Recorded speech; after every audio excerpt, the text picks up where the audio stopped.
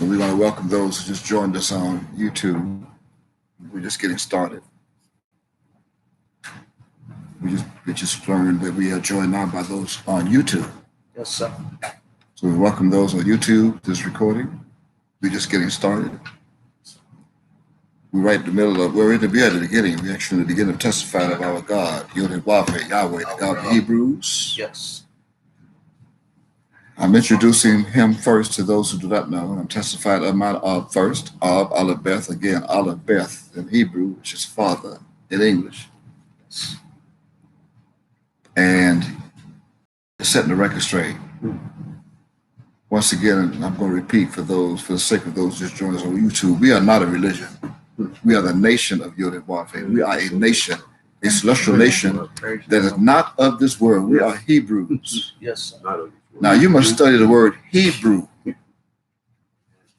in order to get a clear comprehension of what I'm saying to you right now. Hebrews. And we are the children of the God of the Hebrews, the very same God who right now have this whole planet under a pandemic. Frightened. Some countries are locked, shut down. The God of the Hebrews is responsible for that. Now, if you want to go and arrest him, feel free. Fine. Try to arrest him again as you did on November 7th, 1990. But you got to find him. But your finding will not be difficult. No, Just look up.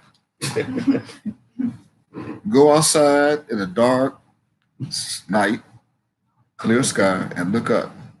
Do not be confused because you're going to see a lot of little circles, flying around, they're moving around. Mm-hmm. Not a star. Not a science fiction movie. Stars don't move. Mm-hmm. You've been deceived. You've been deceived to believe in a shooting star. If that's the case, then you might as well go to a gun shop and buy a box of stars. Put them in your gun and shoot them out. Same thing. It's ludicrous. But he's not hard. He's not difficult to find. Just look up.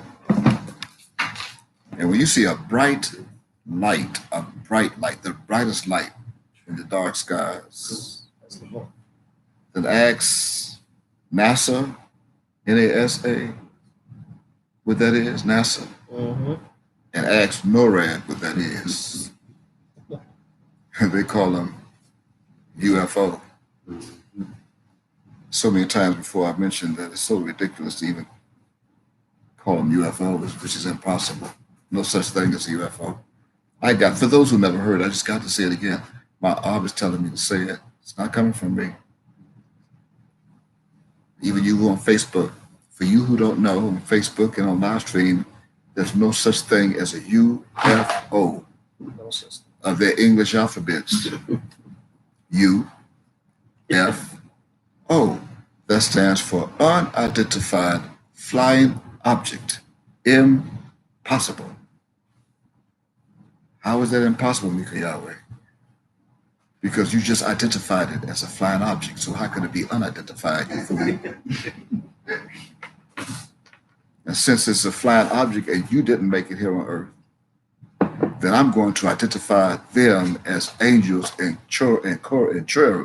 They're called cherubs, flying machines, spaceships. Not the space shuttle. Spaceships.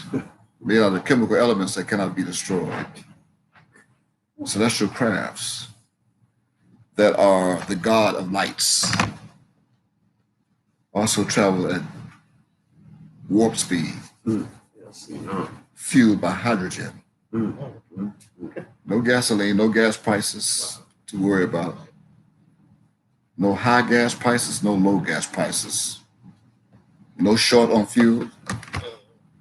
As long as there's hydrogen in the air, in space, and that's the fuel, that's all it needs. The reason why, I guess I'm thinking safe to say, I guess one of the reasons why they call it unidentified flying object, because they can't catch up with them. You can't catch them. Faster than light. Light travels at what? 186,000 miles per second. And those crafts are so fast until light could be standing still and they would pass it. Mm. And look back and say, what's taking you so long to catch up? Light speed. See, anything that travels faster than that, faster than 186,000 miles per second, becomes invisible. Mm-hmm. That's why they're not identified. At least I guess they can't identify who was flying it or what color they was. You're like, what was that? I don't know. All I saw was a light, and we see them all the time. Even as they pass by the moon, like the one in back of me right now, it's going on the screen. That's where they hang out. Although they have their own planet. We have our own planet. And just like they do in the Air Force, the United States government, all the governments of this earth, this planet, who have an Air Force, they clean down their planes and wash them. Well, we have agents that wash and cleans our spaceships too. But you're right, they're UFOs, universal flying objects. That's it. They got the wrong U. Yeah. I know somebody said, "Oop, you almost slipped and say UFO." No, I didn't slip. I say UFO, universal flying objects. That means they go all throughout the universe, from galaxy to galaxy, from universe to universe, at warp speed. Want to ride? Sit on the bus stop and wait for one to come by. It'll snatch you up. Beam me up, Scotty. But you won't find Scotty. You probably need some Scotty once you see one. Call him Scott Tissue. Because you will do something to your clothes if you see one close up. You will need some Scotty. Scott Tissue.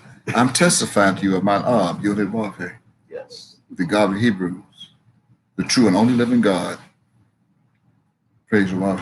Praise the Lord. We are his children. We are not a religion. We frown on religions. Now we have a shock for you. I'm going to ask someone to look up in the dictionary and go to CULT. Wow. CULT. I got a shock and some bad news at the same time for a lot of people. Before you do, once again, I'm going to repeat. We are not a religion. In fact, we are the only nation in existence that is not a religion. Now you're going to look up CULT, cult. Right? Yes, Someone looked it up, and let's get a good definition of what a cult is, because I can hear a lot of people say, ooh, they are the cult, y'all. They're going to go to an island with this man who got this towel around his head. They're going to drink some Flavor Aid.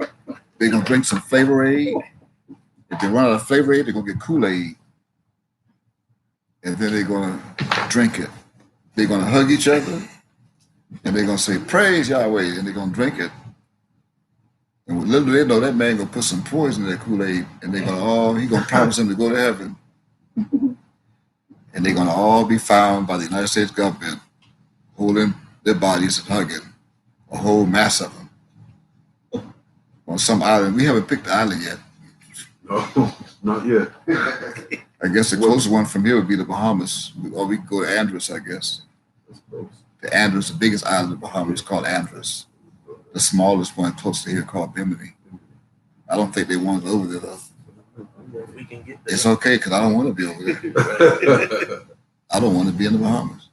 You have called? Read that nice and loud so everyone can hear you. A particular system of religious worship. Wait.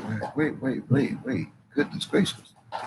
Did you just say a particular system of what? Of religious worship. Religious worship. Now, that definitely does not fit us because we're not a religion. Mm-hmm. So that means religious worship's got to have a God that they worship. So what else does it say? Does it have that in there? Especially with reference to its rites and ceremonies. Rites and ceremonies, okay, like every Sunday morning. We kill that too, because I heard they close the churches. Yep. So Can't even go to a church Can't go to church. and hear the pastor, the Reverend Deacon Dr. Reverend Smith Jones, Can't even hear him preach Sunday. Anything else? Yes. Oh, you have more. An instance of great veneration of a person. Or a person. So those who are in religion are following a person. I can't get God out of Person. I cannot get Hebrew God out of Person. What else? Ideal or thing, especially as manifested by a body of admirers. Oh, so these people who are going to church, especially our people called Judah, are really admiring their pastor. Yeah. That's why they go. What do they learn? Where is their salvation?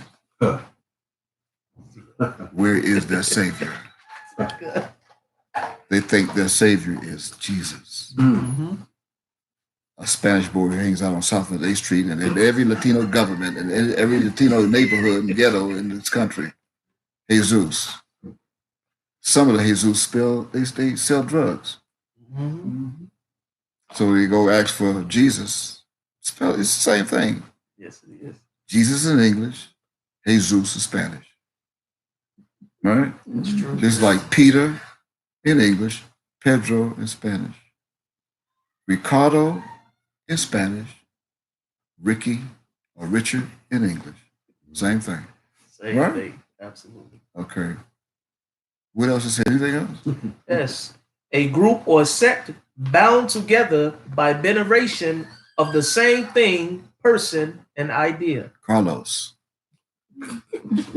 Carlos in Spanish, Charles in English. And some people who are watching this right now, they think I'm Charles. Yeah, some think I'm Tony.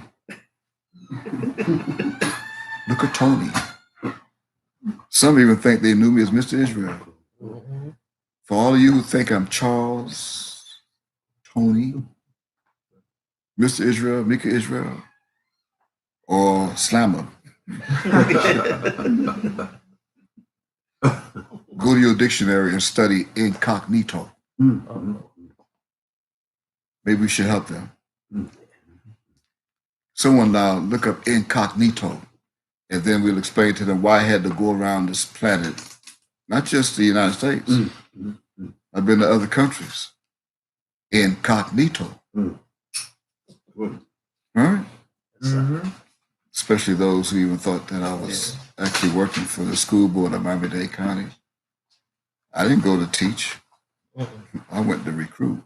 That's it. I went looking for my sheep. I went looking in a search for the lost sheep of the house of Israel, That's right. of the tribe called Judah, That's right. and of Lavi, also known as Levi. You have incognito? Yes. Would you read that nice and loud, please, so the whole world, because those who are watching can hear it? Having one's true identity concealed. Having one's true identity concealed? Yes. I had to do that. Why? Because on November 7th, 1990, they got the wrong one. And my had it that way. He did it that way. You're going to find out why in a few moments. Because had they got the right one, no one would be saved. Neither the days would be shortened for the elect's sake. Right? Let's prove it. We're going to prove it. Right after I testify one more again that he's God. Yes. That proves it. See how he did that? That proves he's God because he sacrificed himself for his children and he's still alive. Even as they thought he's dead. How could you kill God? Mighty God. Mighty God. Come on. Mighty. How can you kill the mighty God? You can't even get past mighty. So how are you going to get past God to kill him? Huh? No way.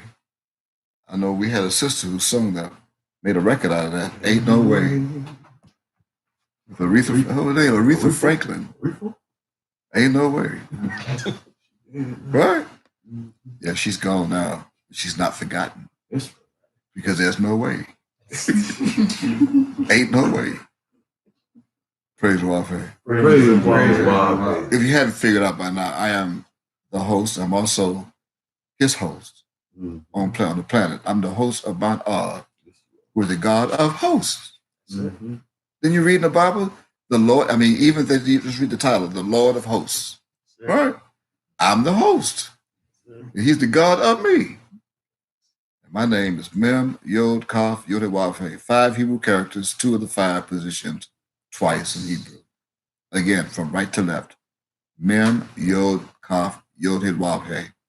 And recently, they were joined with 2 other angels, Mem Sophie and Kaf Sophie. Right? That's right. Praise Waf. Praise the Lord. But the wicked rulers and devils of this world through time and history, their history, they cut and strip the theophoric extension off of the latter part of my name. The latter part of my name is Yod Hed Wav He. And they stripped that off. And it would be forgotten. So what they did, of course, was they left you with only Micah, M-I-C-A-H, opposed to Micah Yahweh. And then they got pretty. They got cute. And they added A-E-L. You came with Mikael, also known as Michael. I'm the same one. They didn't want you to know that because they thought they can kill God off. Once they killed God off, they feel they can rule forever. That's why they have you believing it's going to be a football season this year, NFL. They have you believing that this will soon be over by June. And when June 1st get here, go back to work. Go back to work and go back to do your wickedness. And by then, you go to training camp and have a little mini camp in football. They'll resume bastard ball, and then baseball can continue to resume and knock somebody upside the head with a ball in the bat. Right? And then they may have they have some playoffs. Yeah, they're gonna play it off all right. For those of you who think so, I have some bad news for you. It's not going to happen. It ain't happening. It's not going to happen. That's it. This is the beginning of sorrows. Yeah. And I speak nothing but the truth. That's it. Now, you can go listen to your present stint and your doctors and scientists of the world, of this country, if you want. You can listen to those of the CDC in Atlanta.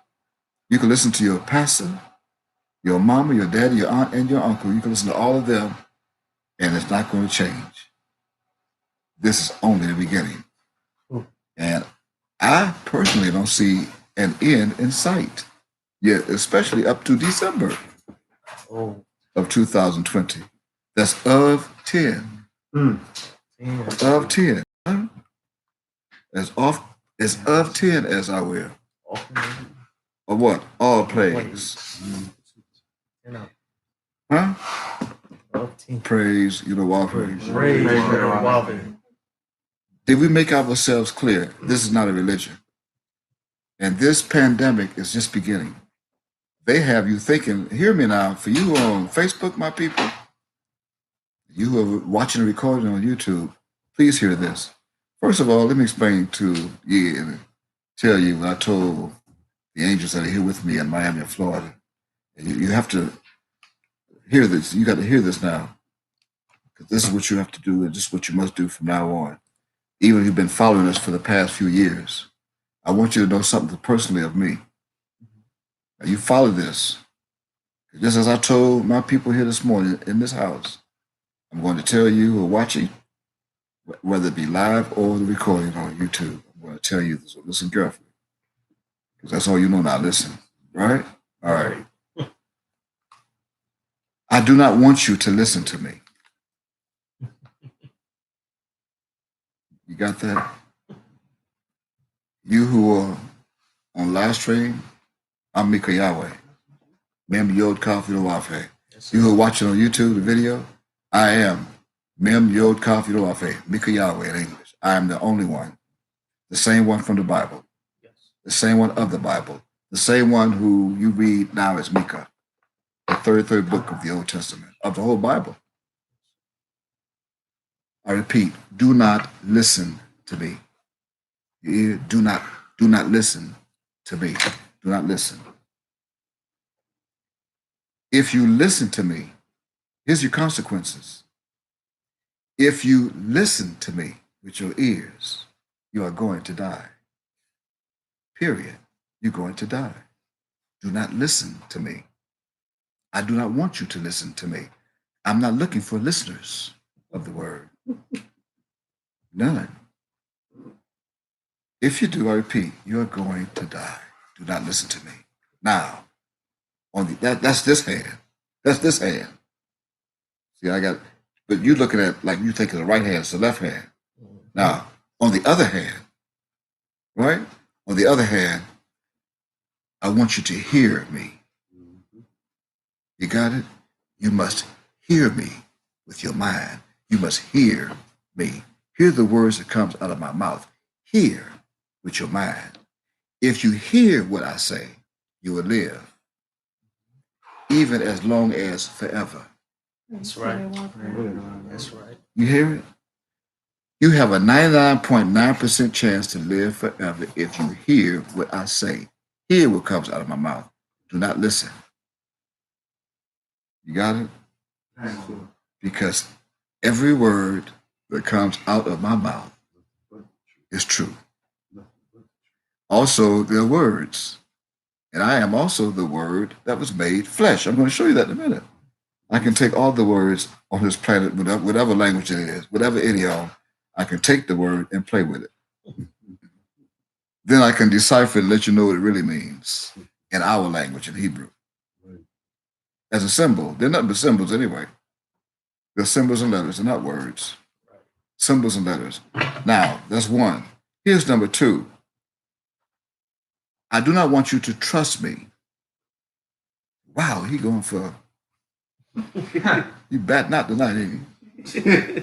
He on a roll tonight. I do not want you to trust me. I repeat, I do not want you to trust me. Do not trust me, God. Do not trust me, Yahweh. I'm telling you, do not trust me, Yahweh. Do not. If you trust me, Yahweh, if you trust me, Yahweh, you are going to die. Period. You got that? You got that? I pray. I'm not reading comments. I'll read them later, but not now. But I pray that you got that. I pray that you heard and hear what I'm saying. Right? I pray that you hear and I listen to what I'm saying. Do not trust me. Do not trust me, Yahweh. Do not do it. If you trust me, you are going to die. Period. Now, on the other hand, I do want you to trust in me. You must trust in me. Do you have that? Trust in me. Trust in me. Don't trust on me. Do not trust me. Trust in me. Trust in me. Why? Because your God is dwelling in me. That's who you trust. Praise the Lord. We're going to prove it. If you can't tell by now he's dwelling in me, then you're really dead. That means you were listening to me.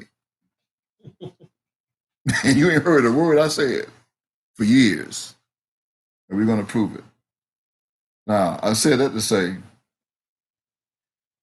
that this government is lying to you and they're deceiving you.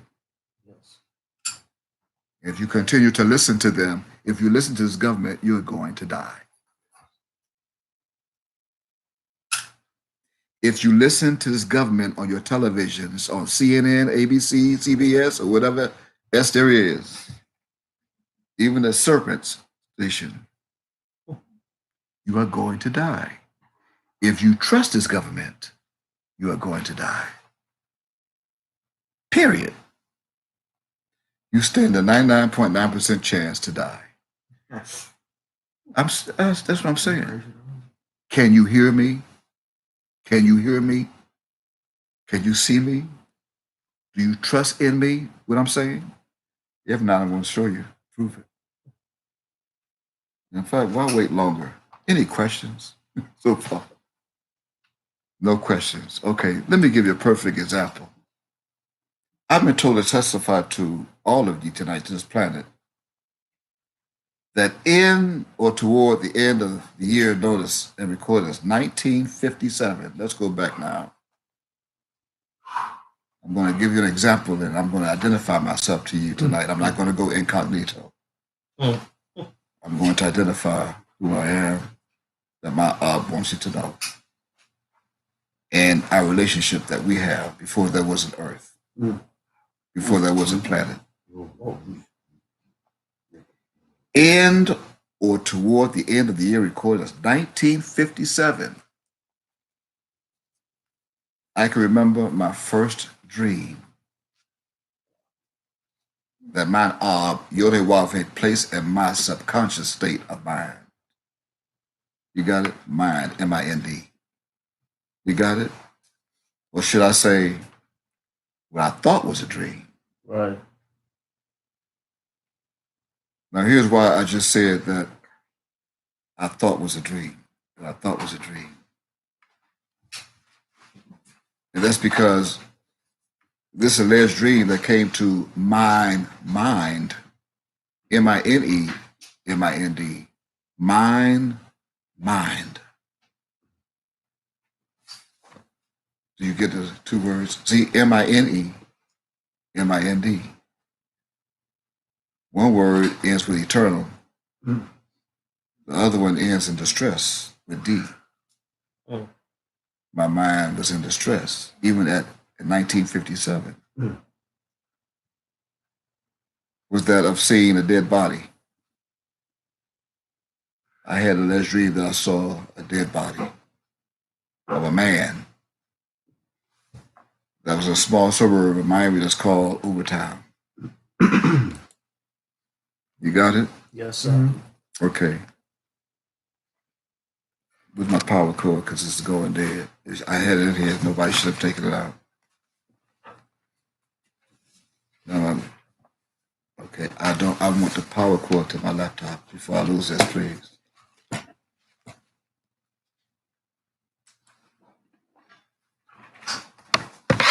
And that means that this should not be happening, right? Okay.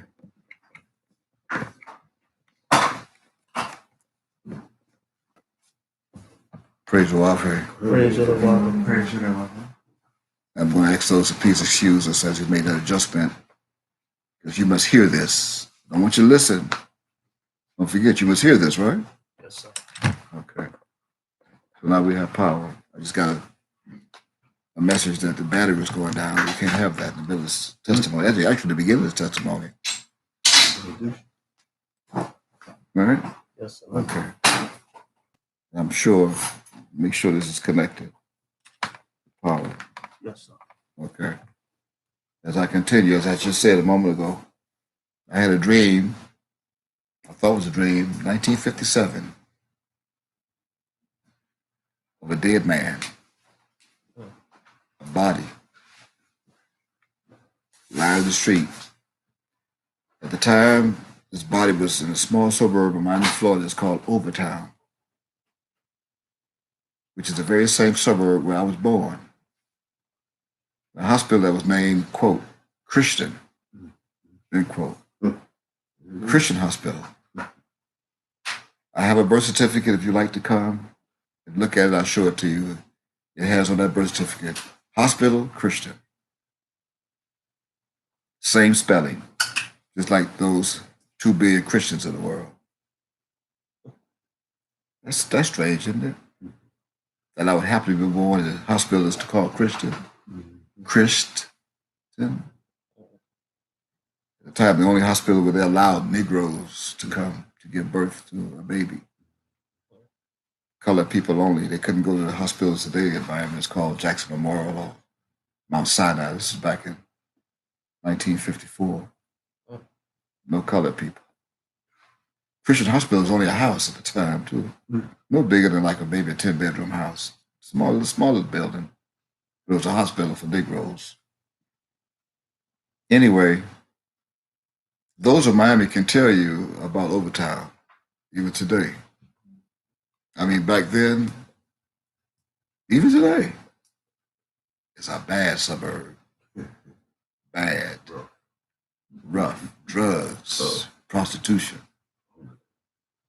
murders, shootings, to say the least.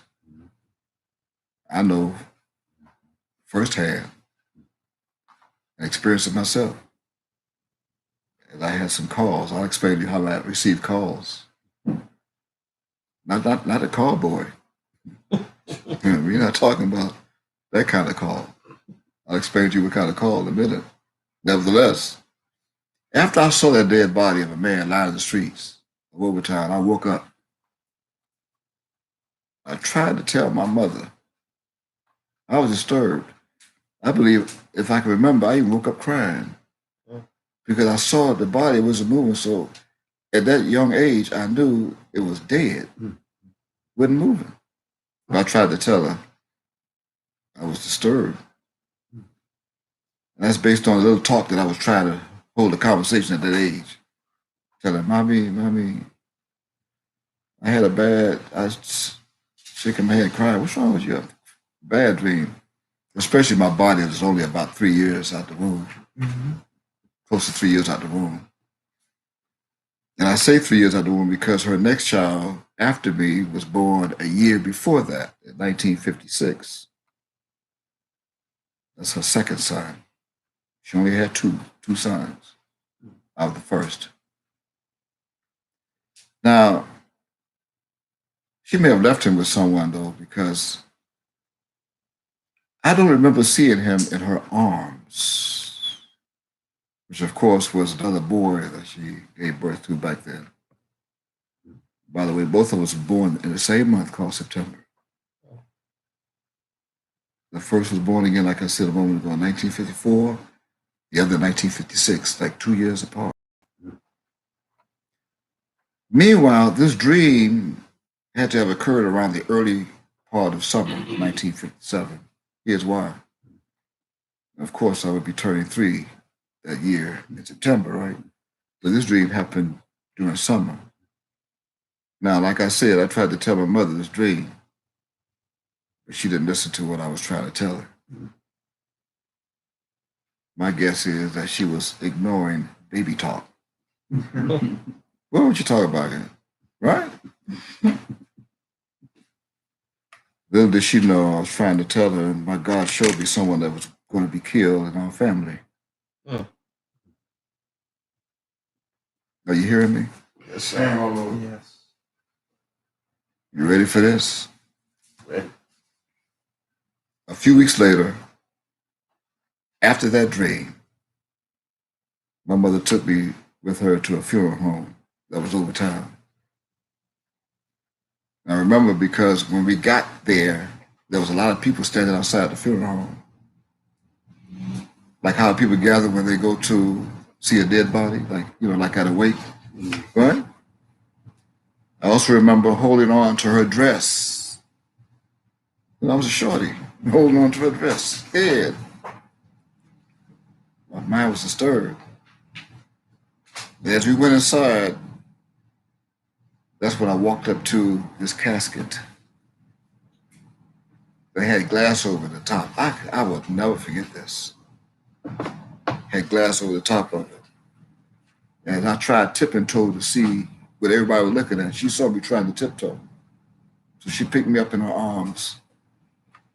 And she said to me, I'll never forget, quote, "See Uncle Willie? He was shot," end quote. Probably was shot the same time I was having that dream. What I thought was a dream. In other words, I was looking at the dead body that I saw in that dream, which had then become confirmed that it was a vision that I had from my aunt, and not a dream, a vision of the future. His name was Willie Saunders, or William Saunders. It was her dad's brother. That's why she called him Uncle. Uncle Willie, they called him. And it was his house. It was Uncle Willie's house, along with his wife, Mary, that my mother resided as a residence with them in that house when she came over from the Bahamas and had her firstborn son. and took him to that house from Christian Hospital that she had brought to that uncle's house from the hospital on Wednesday, September 29th, 1954, 2 days after she gave birth. She took that newborn baby to that house with Uncle Willie. That was the first time I had such an experience with a vision.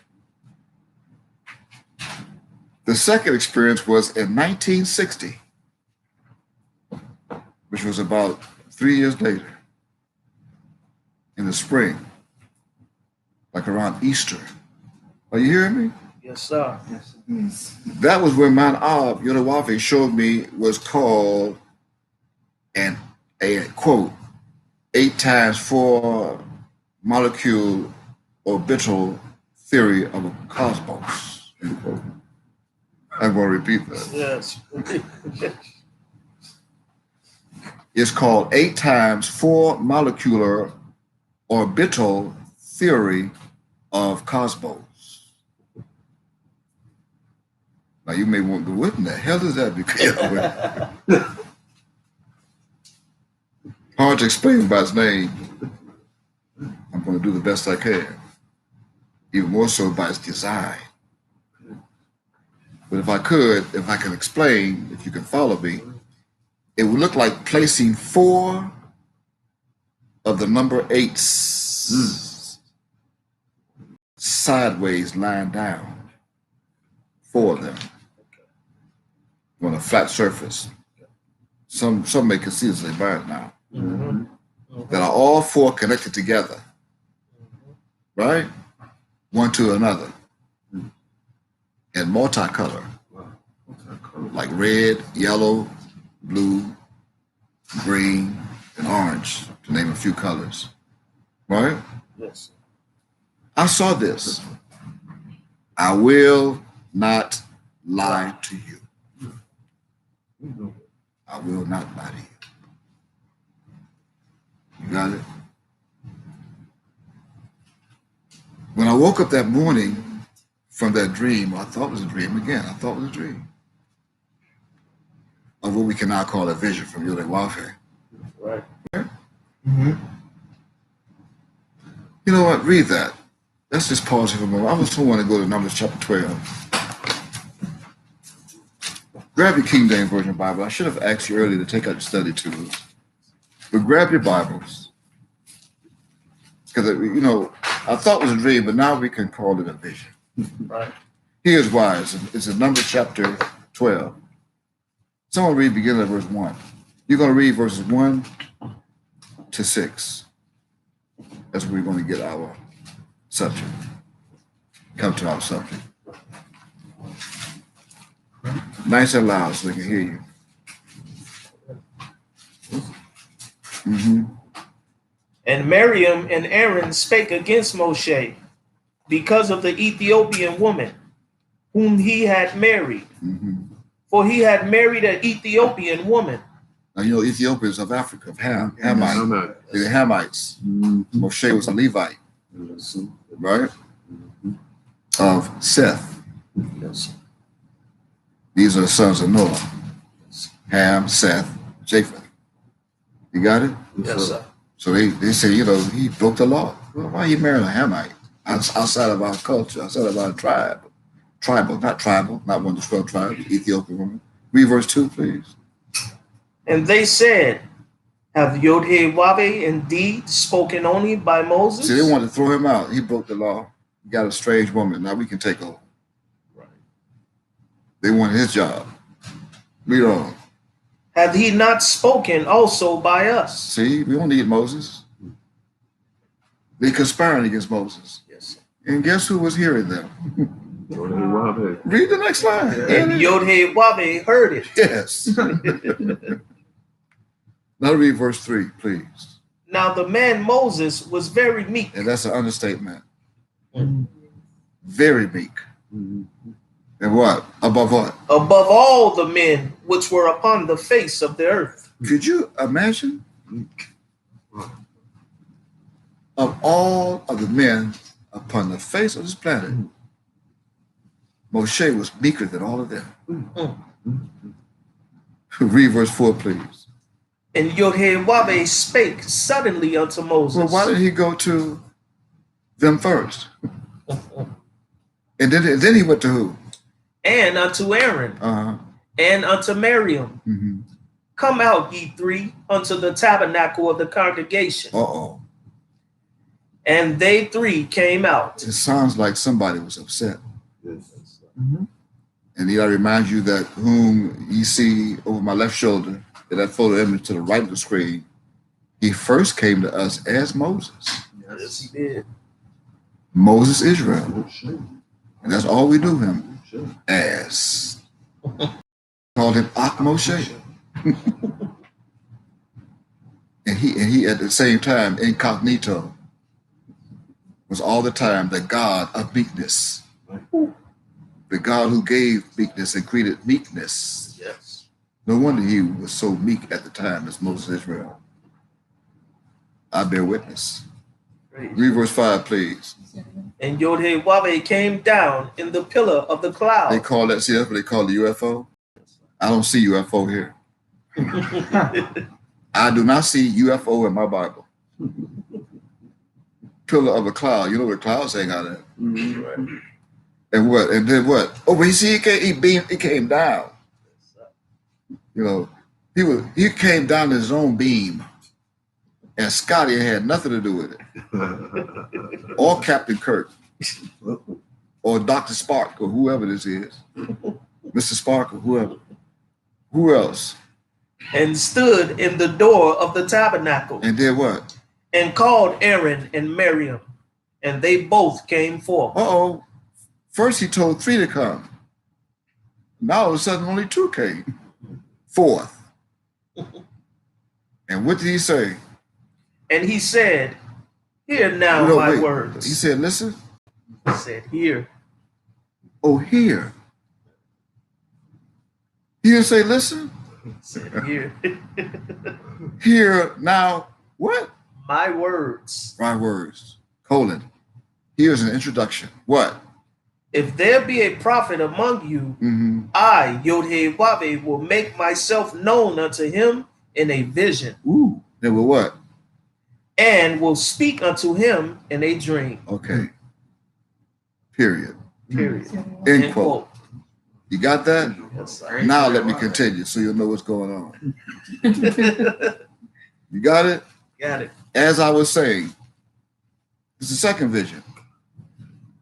When I woke up from that dream of what we can now call a vision from Yod-Heh-Wav-Heh, I asked my mother to buy me a coloring book and a box of crayons. I remember this so well, that could happen last week. And she did. Now, unfortunately, she's not here today to confirm this, and the other son was too young to know what was going on at the time. He was only 4. But she bought me that box of crayons, and she bought me a coloring book. I started coloring. You know how the coloring book, you just color inside the bowl line over there the color. Mm-hmm. So I took a page and did my own design, what I saw in my mind. I began trying to repeat or duplicate, if you will, what I saw of that vision of 8 times 4 molecular orbital theory of the cosmos. Right? As I got that coloring book and crayons, I went to work. I started, remember what was in my mind, I saw a dream, and I started putting those 8s together for side by side and doing, my mother had no idea what I was trying to do. She's, I didn't even take it to her. I said, look, Mommy. All right. Nevertheless, and later on that September of 1960, she enrolled me into public schools. The name of the school to this day is called Holmes Elementary School. Holmes Elementary is located right around the corner from where we were living at the time. when we moved from Overtown into Liberty City, where our school is located, near what's called today, I quote, Pork and Bean. End quote. In fact, it's on Northwest 12th Avenue, 67th Street of Miami, Northwest. It's right there. It's there to this day. They even remodeled it. I think they tore it down and rebuilt it, but it still has the same name. Holmes Elementary. Anyway, during the first week in the first grade, now the first day, I tell you, when she left me and I see all these strange children, I cried. I cried after her, and I held on to her. I was trying to leave with her and pull on her dress, and teacher said, "Stop it." And she was pulling me back. I said, "No, I want to go with my mama. Don't leave me, don't leave me." And I was crying. I mean, buku crying. She said, "Boy, you got to stay here. I want to stay with these people." Eventually, I calmed down and I sat down. The teacher grabbed me and put me in the desk, and I sat down. First grade. So I remember during that week we had an art period. First grade. Now, the art assignment was to draw circles and color them. Boy, they got my attention. I said, "Yeah, that's what I'm talking about." Yeah, I could do this, right? I mean, now you can take a guess at what I was trying to draw. Huh? Yes. Here's my first opportunity in school to legally get away. We're trying to draw my vision of that 8x4 molecular orbital theory of cosmos. I speak the truth. Yes, sir. But this time, I did it. And when my first grade teacher saw what I had done, you got to hear what I'm saying. That was unlike what the other students could ever think of drawing. She took the paint and showed it to other teachers. And then she took my drawing and put it outside the door of the room in a showcase of the school. Every room had a showcase by the door. And she took that paint and she put thumbtacks on it and put it outside. And she put my name to the bottom of who did it. You know, every class would have because the teachers usually do the decoration. She put my drawing out there. I mean, everybody who walked inside the classroom and walked by, they saw my painting that week. And then she had nerve to put me in charge of the glass display. Well, she did. She put me in charge. She told me, "I want you to draw something every week, and I'm going to put it outside of the display." I should have had right now something that I drew to show you. Like I showed you how I was sitting on an airplane. I think I was flying from Miami to New York. A few hours I had to spare. I took a magazine from out the pocket of the plane, opened it up, and there was a picture of Martin Luther King. Martin Luther King, right? And I had a pencil. I think I had a notebook, and I was drawing. I just drew a sketch. We took off. We must have took off in about 10, 15 minutes. We took off. I started drawing a sketch. That sketch, that was a black and white photo image of Martin Luther King, right? And by the time we landed in LaGuardia, I had finished it. I'm going, next time, remind me. I should show that to the world. You saw it. Yes. I showed it to you. You saw it. Yes, sir. Witness. And who it looked like? Clone. Martin Luther King. I just did that. I think it took like 2 hours to get from Miami to LaGuardia, from Miami to LaGuardia. I was done. I made copies of it. That was back like in 2004 or 5. At the time I was in the Bahamas. I flew to LaGuardia for something I was going to do there, a tournament, some kind of attraction.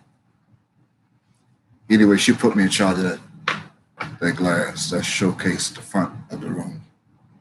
And every week until school closed, I put a drawing. I did a drawing, no matter what it was. And she put it out.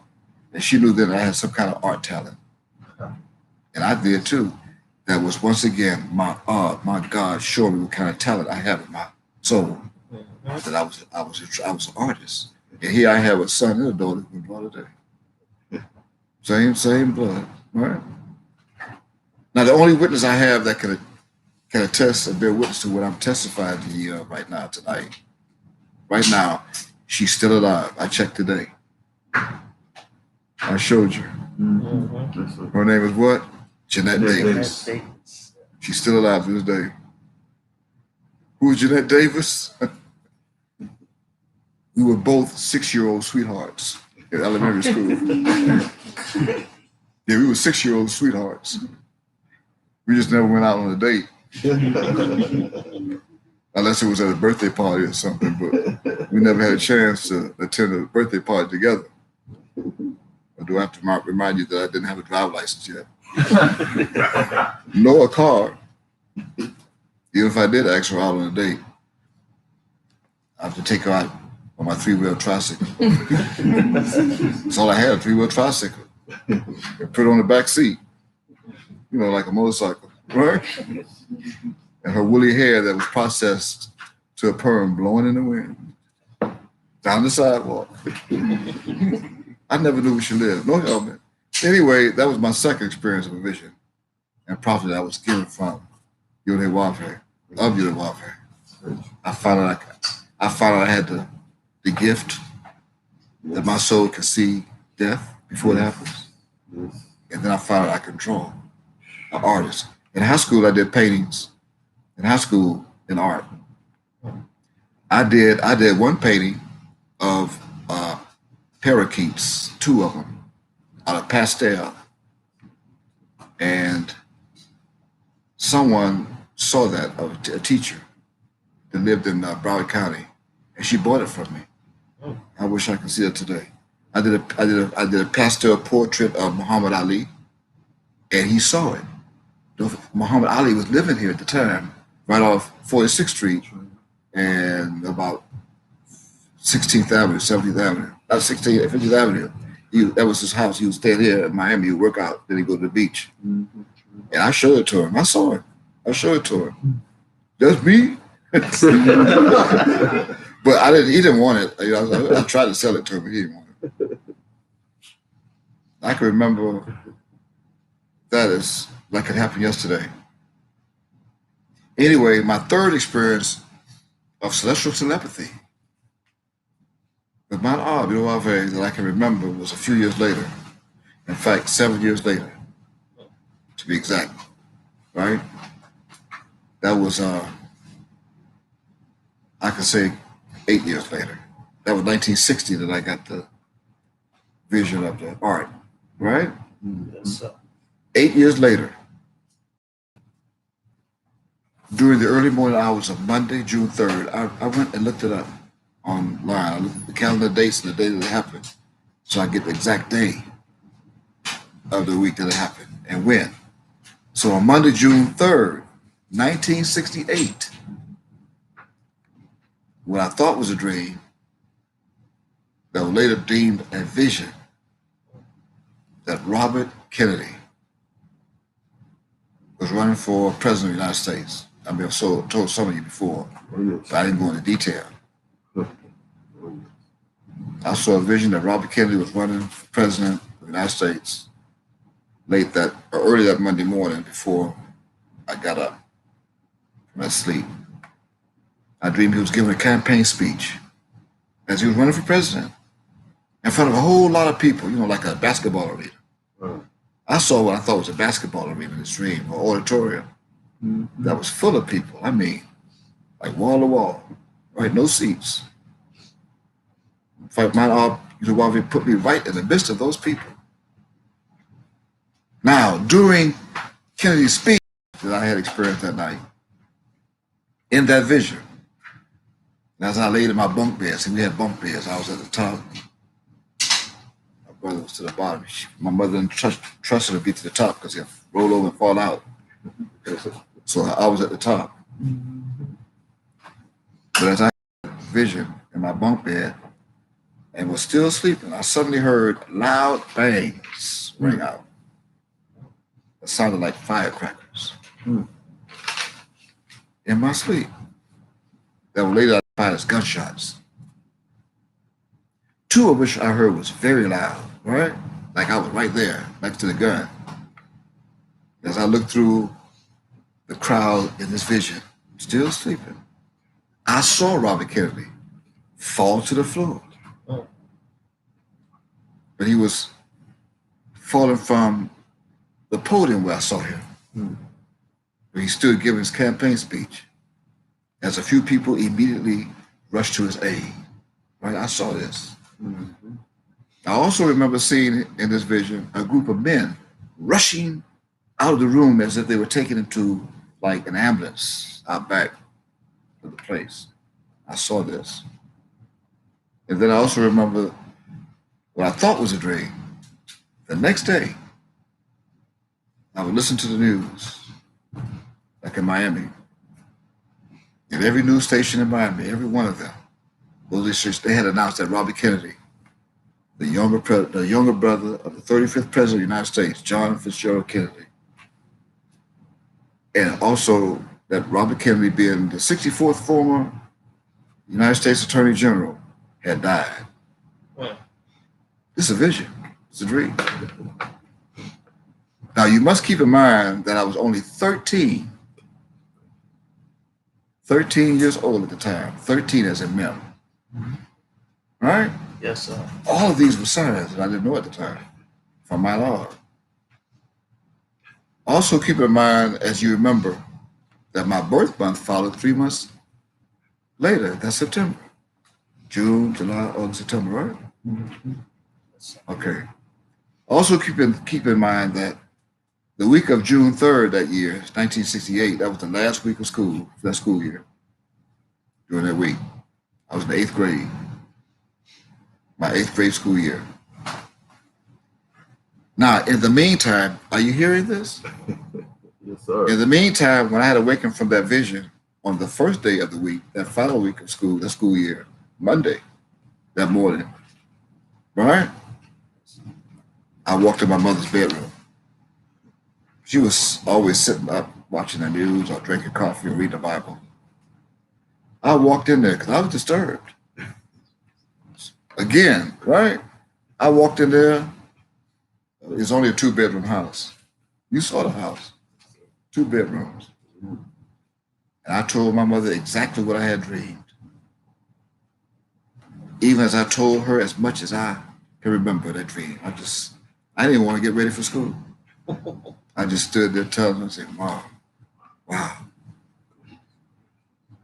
In other words, I told my mother the next morning that I had a dream that Robert Kennedy was running for president, just like that, running for president. He was giving a campaign speech. And somebody shot him while he was giving a speech, and he lived for 1 day, and he died the next day. That's exactly what I told my mother, just like that, with those exact words. Now, you can't take a guess, although she's not here today, like I said, but you can't take a guess what my mother said to me. Now, my brother's here. He's still here. If he's watching this video, if he's on Facebook, or if he see it, he'll leave a comment and say he's telling the truth, because he was there too. Right? Yeah. He bear witness. Nonetheless, what you do not know, what you thought my mother was saying was shut up. Seal it up. Right? But what do you think my mother said to me after I told her of that dream? You couldn't even guess. I'll never forget. So here's what she said. And I'm quoting. Boy, don't you tell nobody about that dream. Nobody. You hear me? When you go to school, keep your mouth shut. And don't tell nobody about that dream. End quote. Now you got to keep in mind she spoke with a Bahamian accent. Because she born in the Bahamas for the Bahamas. Right. Needless to say, but I have to, I had no idea of the logic of what and or why my mother was telling me to keep my mouth shut. of their dream. That is opposed to the logic of how and what it's like today. It would definitely seem as though it is a conspiracy to commit an assassination on a political figurehead, right? And that I would be part of the assassination team. Right. Yeah. I would be a part of the assassination team if that happened. If I went to school and told people I saw Robert Kennedy give a speech and he was shot and he was killed. He lived for one day and he died the next day. I go tell my class that, or my teachers, because I thought I was, just being casual, just sharing a dream. But then I would be labeled as an assassination or assassinator in that assassination. You get it? So you heard it, but you didn't get it. Because we have that going on now. Yes, sir. We have assassination going on right now in this country. You still didn't hear it. I told you got to hear it, but I don't want you to listen to what I'm saying. You're gonna die. If you listen, you're gonna die. But if you hear me, you're gonna live forever. You have a chance to. Free will. So I'm gonna try it again. Assassination. You got it? Assassination. No. What are you talking about? What Mickey Yahweh talking about, y'all? There's two asses in one nation called the president and the vice president. Wow. Get it? Got it. There are not two asses that are leaders of the government, but there are two asses. I mean, are there not two asses that are leading this nation? Two leaders of this government that are both killing by the power of their lack of knowledge Yes, sir. on how to be successful leaders. Yes, sir. But instead, each of the two are making an ass out of themselves as a result of immoral leadership. Immoral. Especially at this beginning of the most terrible time Terrible. in the history of this world, this planet, called a, quote, pandemic, end quote, that's being caused by two different plagues, two. They got you thinking as one. The two, so you only know of the coronavirus. They didn't tell you of the hantavirus. Now somebody go to Daniel and read chapter 12, verse 1 and 2. Daniel chapter 12, verse 1 and 2. Actually, yeah. Verse 2. There's a reason why you have to read verse 2. We're still in the Bible. Forget this Bible. It's prophecy. What it is. Don't just think I'm telling you bedtime stories so you can sit in front of me and go fall asleep. Even on, those who are on Facebook, they get in the way. I can't see them. Those on YouTube watching recording, can't see them falling asleep. Read verse 1, please. Daniel chapter 12. Is Daniel going to read that? Yeah, oh, yes, sir. Read that, please. Yes, sir. Daniel. And I quote, and at that time shall Memyod Yodewavhe stand up. See in your Bible, now we explained that to them earlier. You see Michael, that's a lie, no Michael. No English angel. No angel from England. So stand up and do what? The great prince, Uh-huh. which standeth for the children of thy people. That's the only thing that's right. You call him great. Mhm. I mean, I met Michael, and he is a great prince. He's great. Right? And what? And there shall be a time There of trouble, should be a time of trouble. The what? such as never was Never was. since there was a nation, Right. even to that same time. Right? Even at the same time. And at that time Right. thy people shall be delivered. At that same time, thy people shall be delivered. Who? Everyone that shall be found written in the book. Now here's a mystery, and I guess you say, we're always reading this Book of Yahweh. And you think you learn something every time you read it, you think you got it. Don't you? Yeah, you think. No better than that. Show me in that verse where it says every name that's found written in the book. There. Show me. Read the last line again. And at that time, this is at that time. Yes, sir. And at that time, thy people shall be delivered. Everyone that shall be found written in the book. And all you got to do is figure out who are those that shall be found. I don't see names. Everyone. I have news for you. I know who everyone that is that shall be found written in the book. You told me that too. Read verse 2, please. Yes, sir. And many of them that sleep in the dust of the earth I don't see all of them. shall awake, Uh-huh.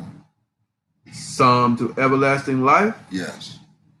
and some to shame and everlasting contempt. You got that right. Oh, good. So you have a choice. You can be one of the two. That means, listen, here. Every single soul on this planet are written in the book. 7.7 billion people on this planet written in the book, but not all are going to be found. See, those that shall be found written in the book. Now you know I have to find my people. Wow. I'm not going to find 7.7 billion people. Another thing. Here's another thing. No matter who they are, they get to one of these two options. Either they're going to wake to everlasting life or shame and everlasting contempt. They got to pick one. They can't escape neither one of the two. So now they must ask themselves this question: which one do you want to be on the side of? And I can see those right now who thought they knew me, they're going to be the ones who wake up everlasting contempt. Especially when I say, my brother can't be that. My cousin can't be that. My high school teacher can't be that. My partner in the police department can't be that. I know him. His name Charles. My classmate can't be that. He can't be him. They said the same thing of Hulan Mitchell Jr. They said the same thing who they thought and only knew as Hulan Mitchell Jr., who was incognito as the mighty God. Although his parents may have had an idea, especially his mother, of who he is, because she said it during the feast. She said it, he confirmed it. When he came out the womb, she said, "Here is my baby Jesus." He said it, she confirmed it. She was right there. I was. She shook her head. That's right. I mean, he told all of us. Most perfect out of all of 15. The most perfect birth. 40 weeks of a pregnancy. And came out pure with no blemish. No blemish. You would have had to have seen him. I know he's one in this room at the round table that saw him. Only God can look like that. Skin complexion, his toes, even his toes, no blemish. Fingernails. I mean, what manner of man? It's like dirt, see him and run. I'm telling you. Dirt looked at him and said, "I'm getting the hell out of here. I don't want to get by him. He'll kill me." Dirt. You talking about clean. Only God can look like he looked. You can get an idea of what I'm saying with the photo image back, but that's just an idea. Right. Anyway, you just read that, especially verse 1, as I say now to all of you on recording, YouTube, Facebook live stream, here we are. We are now at that time of trouble. Like there has never been since there was a nation, even to this time. And there are two asses in one nation that are misleading the American people today. Now you must let that soak in for a moment because I want you to hear what I'm saying. Two asses in one nation. Now you got it? No, some saying no. I know I can imagine some online saying no. They don't got it. They don't got it. And since they don't got it, since that's the case, okay, now we're going to ask you to write down something. Write this down. You know we always have a writing exercise, right? Yes. Write this down. Grab yourself. I usually tell you, but we are now. There's no more pre-session, no more telling-study. So I'm not announcing to you. You should know by now to grab something to write with, something to write on. Grab your study tools, like clockwork, right? Yes, sir. Like a format. Grab something to write with, something to write on, and write down this word. I'm gonna spell it for you. So you're gonna write down assassination. Here's how it spells from left to right. ASS.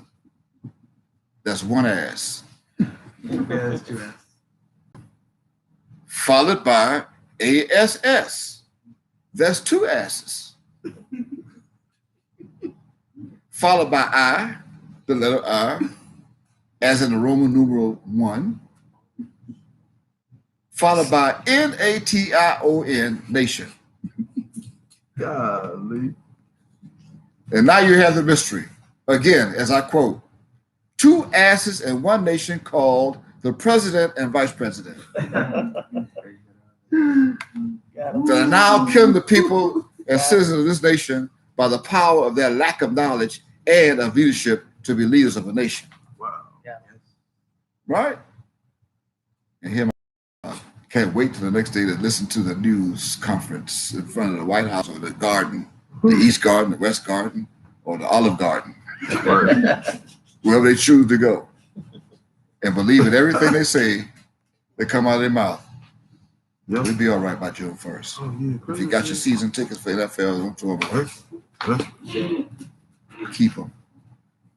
You see, you know what? Let me teach you. Let me spit some wisdom in your mind. Yeah. Can you hear me? I told you earlier. I just told you at the beginning of this gathering tonight. Number 3, do not listen to me. You're going to die. Do it. Do not trust me. You're going to die. But what I would like for you to do is hear what I'm about to tell you and trust in me. Here is wisdom. For the past week, I know they do here on Comcast of our cable network, and wherever you are in the United States, I'm sure they're going to do it if they haven't done it yet. They're going to start showing films of old NFL games, football games. Mm-hmm. Mostly going to be highlighted by the Kansas City Chiefs since they won the Super Bowl this year. They're going to show you reruns and replays of football games, NFL. Now, think of this in your mind. If they were anticipating having an NFL 2020 football season, why would they show films and movies on previous years of the game? Mm-hmm. Right. If they were anticipating on having an NFL season, you wait to see the live football game. It's not going to be any live football games. Ever. Tom Brady. Brady. I have some bad news for you, Tommy. Hey, Thomas. You better take that helmet back to Tampa. Take your uniform back to Tampa and give them their change. Give the $1 million back. If you don't, well, if you don't take it back, I guess you can play catch in the backyard with your son. Do you have a son? No. Yeah. One. Ain't gonna happen, and you ain't my buddy. You cheated, you disgrace to the NFL. You are a devil. That's what he is. I'm your huckleberry. Praise Yodewavi. Praise Yodewavi. You have 2 asses. Assassination. Misleading the people. In the meantime, after my mother gave me that order, don't you go see nothing, don't you say nothing to those people. Boy, keep your mouth shut. Don't you tell nobody about that. You hear me, boy? Okay, all right. You gotta yell at me. Yes. But after she told me, they gave me an order, I asked her the infamous first year as a teenager question. You know that most 13-year-olds would ask their mothers when they've been given such an order, which is what? Why? Why can I not tell nobody about my dream? Right? Why can I tell nobody about my dream, Mama? And this is what she said. No, I remember. I wrote it down to share with you tonight. Here's what she told me in response. I quote, because if somebody really shoot Robert Kennedy and kill him, the police gonna think you had something to do with that. We're killing him, boy. Praise the Lord. Praise the Lord. Now she been living here in the United States for a little while. Her accent wasn't that noticeable, but she had it. You can tell because sometimes it slipped. In fact, I was with her sometime when she'd start talking and somebody said, "Oh, you from the Bahamas, huh?" She said, "Yeah. Yeah, you still have your accent." My brother, if he's watching, or my sister, they can tell you that. The siblings, the children. Now remember, that was on Monday, June 3rd, 1968, when I had that vision. Nevertheless, on Wednesday, June 5th, 1968, then, that's 2 days later, then president candidate, or presidential candidate, Robert F. Kennedy, had given a campaign speech at the Ambassador Hotel in Los Angeles, California, earlier that evening. And it was also reported at the same night earlier that he had then, at 42 years old, he was a junior senator from New York. He was declared the winner of South Dakota and California presidential primaries of the 1968 election. Nevertheless, after Senator Kennedy spoke to several journalists and campaign workers at a live television celebration as he found out he had won, from the stage of his headquarters at that very same Ambassador Hotel in Los Angeles, California. And shortly after leaving the podium that I saw in my vision and exiting through a kitchen hallway, as he was walking through the hallway of the kitchen, then Senator Kennedy began to shake hands with the kitchen employees. Because they heard, they loved him. Pat him on the back. And that included a busboy of the kitchen. But as he was shaking the hand of that busboy, suddenly gunshots rang out that struck Robert Kennedy, that I heard in my vision, that I thought were firecrackers.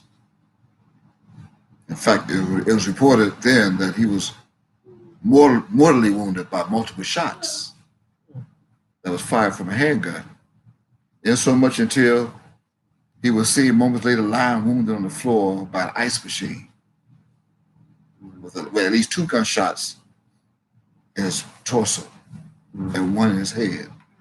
Yep. Got him. It's also important to remember that this happened shortly before midnight on June 5th. That then overlapped. It overlapped to after midnight, now being deemed as June 6th, 1968. Right? And just as I saw in my vision, several people rushed to his side, his aid. And that is after that, they followed suit of the busboy that was right there. He wasn't hit. He worked in the kitchen of the hotel. He wasn't hit. I don't see how because a lot of people were hit, but he wasn't hit. And at 17, he was later identified as 17-year-old Juan Romero, a Mexican that was seen holding Robert Kennedy by his neck as he lay on the floor in the hallway of the kitchen. And in fact, Robert Kennedy was still coherent. He even asked Juan Romero, "Is everybody all right?" You know, like, holding on for dear life. Is everybody all right? Also, Rosie Greer, a former NFL football player who was hired to be a bodyguard of Kennedy. He was also there. They tackled the alleged gunman. I'm not going to call the gunman's name. And just as I saw in my vision, Kennedy was rushed to the hospital. And I mean, just like I saw in my vision. It was also reported by every news affiliate in this country on the next day, from June 5th to June 6th, 1968, it was announced that Robert Francis Kennedy was pronounced dead. In other words, he was shot. He lived for 26 hours that started June 5th, 1968, and died the next day, just like I saw and my op showed me in my vision. At only 13 years old. You hear me? Yes, the next vision I had was 1971. When I had a vision, I was wearing a police uniform as a police officer. Yeah, City of Miami police officer uniform. 1971. But I was only in 11th grade. I was 11th grade in high school. As a junior in high school. At 16 years old. However, on Saturday night, February the 20th, 1971, I was invited to a 1-week-old St. Valentine's Day party. And as I was at that party, I was trying to be sporty.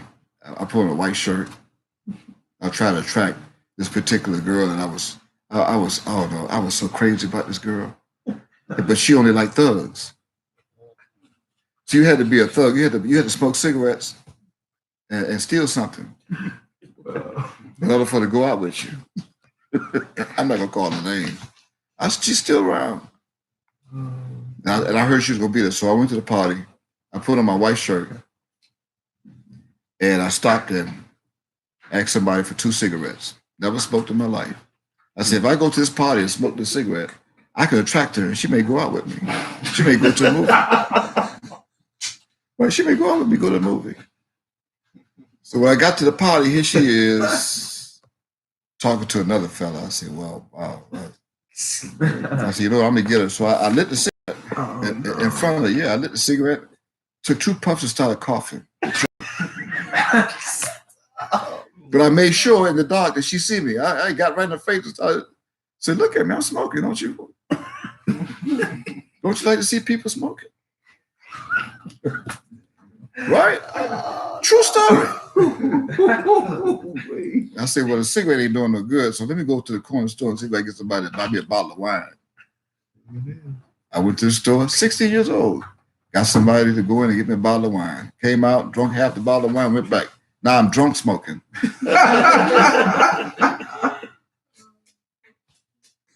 And I went in front of her and I even showed her the wine. You want some wine? Smoking.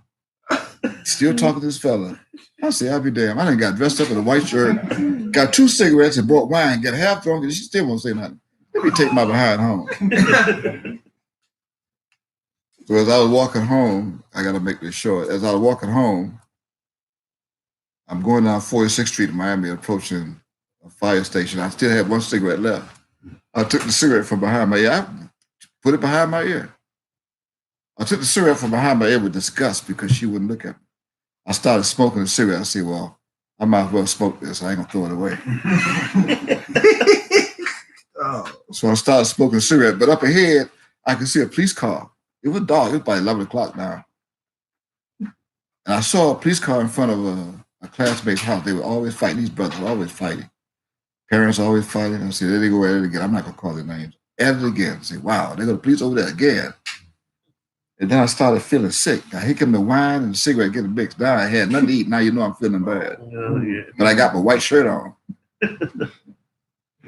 So I looked up in the black sky, stars. And I said, God, please don't be mad at me. Please don't be mad. Make me feel better. I said, I promise I'm going to smoke this cigarette.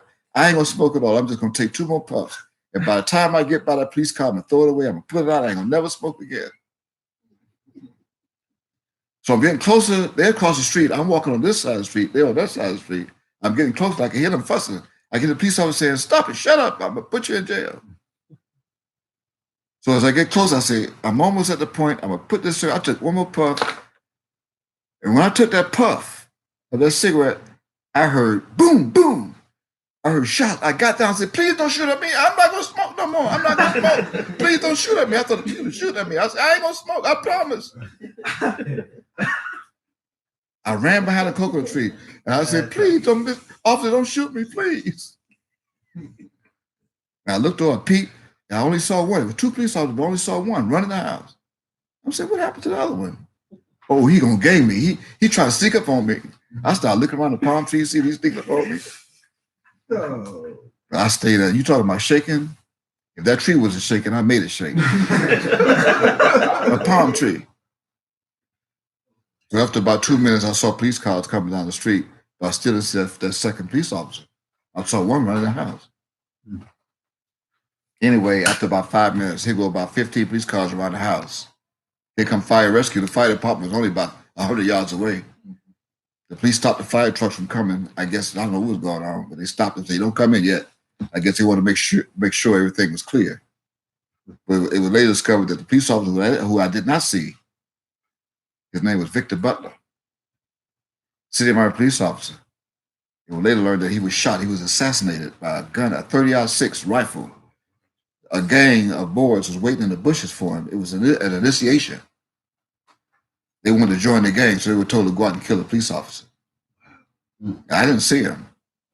So they shot Victor Butler. And as I looked down the sidewalk, after they took him to the hospital, I could look on the sidewalk and I see part of his liver still on the sidewalk. They blew him apart, that bullet, that 30-06 rifle. And then I saw my classmate. Now here go a crowd of people. They got it all roped off. I'm talking to one of my classmates in the crowd. I said, man, I saw them talking and I heard the shots and I ran.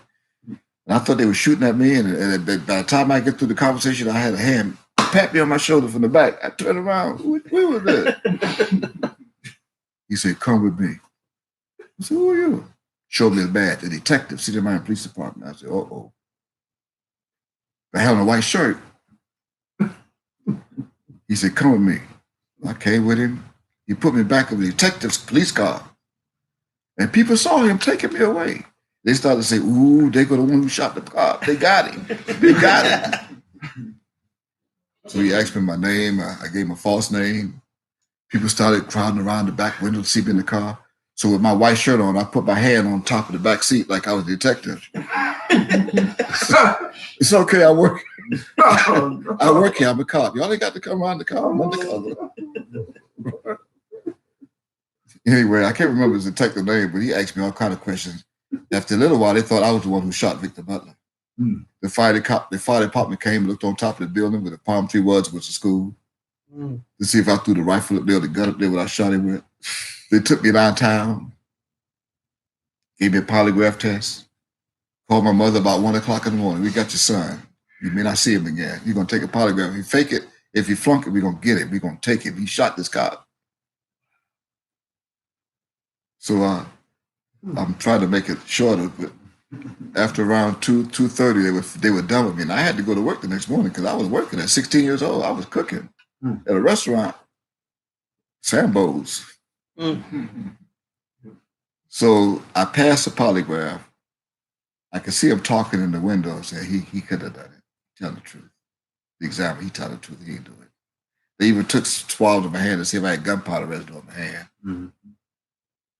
And as they were taking me, they had to take me back to my house now. They're taking me home. It's 2 o'clock in the morning. They take me back home. They got to explain to my mother why we had your son out here all this time, suspect. As they were taking me to my house, I heard them up front. One of them said, the one who put his hand on me, said, come here. I heard him tell the other detective, don't be surprised. He'd be the one to solve the case. Right? Needless to say, 3 years later, on Friday, April 12th, 1974, I was the first public service aide hired in the state of Florida by the City of Miami Police Department. As a group of only 24 of us began the police academy on April 15th, 1974. The first one, African American, to be a public service aide in the state of Florida. And we graduated 9 weeks later on Friday, June 14th, 1974. And I found myself in the City of Miami Police uniform, just as I had that vision of the Miami Police Department. And a few years after that, Ebola went out, and I helped to capture and find the gang that shot Victor Butler that night, February 20th, 1971. Just like the detective said, don't be surprised if you be one of those, if you be the one to solve this case. But just like my op showed me, I was wearing a police uniform. At what, 16 years old? On December 12th, 1977, I was hired by Sheriff Ed Stack and found myself wearing a Broward County Sheriff's uniform. That brings me to the next vision that I had, that I can remember, that was during the month of June, 1979.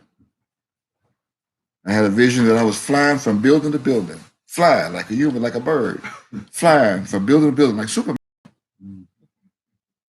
even jumping off buildings and saving people, just like Superman. Some of you may have had a vision like that. Yeah. That you were flying. Flying Right? all the time. And later that same month, I ran into 3 bank robbers, 3 men who robbed a convenience store. That same month. In Pompano Beach, I ran into them. I chased them on duty in uniform. I chased them in a police chase, their car, cornered them in a parking lot. As one of them took a gun, a 9mm, and pointed at me.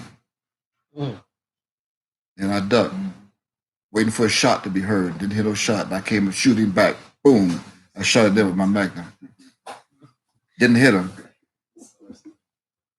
But to make a longer shorter, I called the cavalry on my radio, and the cavalry came. There were more police cars in that parking lot when I called for help. Then we called it 1024, than it was at a police officer's funeral. Police agents came from even Palm Beach County. Some pulled up in a Volkswagen with a red light on the dashboard, undercover, DEA, federal. But we got him. And when the sergeant came, he asked me, why did I shoot at him? I said, because he pointed the gun at me. Right. A 9mm, I'm looking at the barrel. He said, but we don't hear nobody else shot. And then the one who pointed at me said, y'all got to get him off the force. He crazy. He tried to kill us. We ain't got no gun. He crazy. Sergeant asked me, where's the gun? It's got to be around here somewhere. Anyway, they threw the gun like a football in a vacant lot. We found it about 50 yards away. He threw that gun, but I found it. I found the gun, and the hammer was still cocked. The sergeant took the gun, we put it in his car, and he took it to the ballistics station. The next day, the sergeant called me on the radio, meet him on David Boulevard, Fort Lauderdale, by a funeral home. And all I can think about was not what they want. I always try to get the black deputy. Always after the black deputies. What do you want now? I followed the book. He shot at me. I shot at them. We found the gun. What do you want with me now? Because I wasn't one to be reckoned with. This is what I was wearing. This is what I was looking like. Man. You can only see a little. What? I pulled up next to the sergeant who was waiting on me. Said, "How you doing, Sarge?" I said, "I'm good. How you doing? You feeling all right?" From the shooting. I mean, I just went through a trauma. That I thought I was gone. Man pointed a 9mm at me. Right? I said, "I'm doing good." He said, You gamble?" "What you mean gamble? You ever been to Vegas?" "No, I ain't been to that." This sergeant asked me this. "You never been to Vegas?" "No, I ain't been to Vegas." "So you should go." Why should I go to Vegas? I don't know nothing about no Vegas. I don't gamble. He said, "You should go. I have never seen anybody as lucky as you." Say, "What you mean?" "I got a report back from ballistics. Okay, on the gun. Okay. The guy's name was Randy Hawkins, who fired at people. He probably dead now because he went to prison, attempted murder on a police officer, deputy sheriff."